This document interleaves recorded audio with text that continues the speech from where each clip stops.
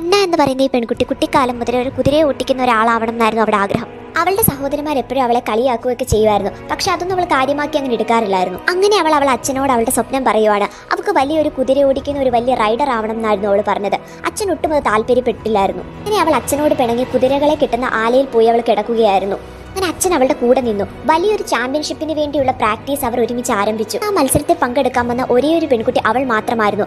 അവൾക്ക് dress change ചെയ്യാൻ പോലും സ്ഥലമില്ലായിരുന്നു. അങ്ങനെ എല്ലാ പ്രതിസന്ധികളും മറികടന്ന് അവൾ ഫസ്റ്റ് റൗണ്ടിലെത്തി. അവളുടെ ആത്മവിശ്വാസം മൊത്തം ഉപയോഗിച്ച് അവൾ മത്സരം പങ്കെടുത്തു. അങ്ങനെ അവളെ എല്ലാവരും ഉറ്റുനോക്കുന്നുണ്ടായിരുന്നു. അവൾ ഒരു പെൺകുട്ടി ആയതിന്റെ പേരിൽ മാത്രം. അവൾ ഒന്നും വകവെച്ചില്ല. അങ്ങനെ അവൾ ഒന്നാം റൗണ്ടിൽ വിജയിച്ചു. ഒരു ദിവസം കഴിഞ്ഞിട്ടായിരുന്നു ഫൈനൽ റൗണ്ട്. അവളുടെ വെയിറ്റ് മാനേജ് ചെയ്ത് അവൾ അവസാനം ഫൈനൽ റൗണ്ടിൽ എത്തുകയാണ്. വളരെ ആത്മവിശ്വാസത്തോടെയാണ് അവൾ പോയത്. അങ്ങനെ മത്സരം തുടങ്ങി. അന്നൊരു പ്രതീക്ഷിക്കാത്ത കാര്യമായിരുന്നു അവിടെ നടന്നത്. മത്സരത്തിനിടയിൽ അവളും കുതിരയുമായി മറിഞ്ഞു വീണു. അങ്ങനെ അവളുടെ ബോധം പോവുകയും ചെയ്തു. കണ്ണു തുറന്ന് നോക്കുമ്പോൾ അവൾ ICUവിലായിരുന്നു.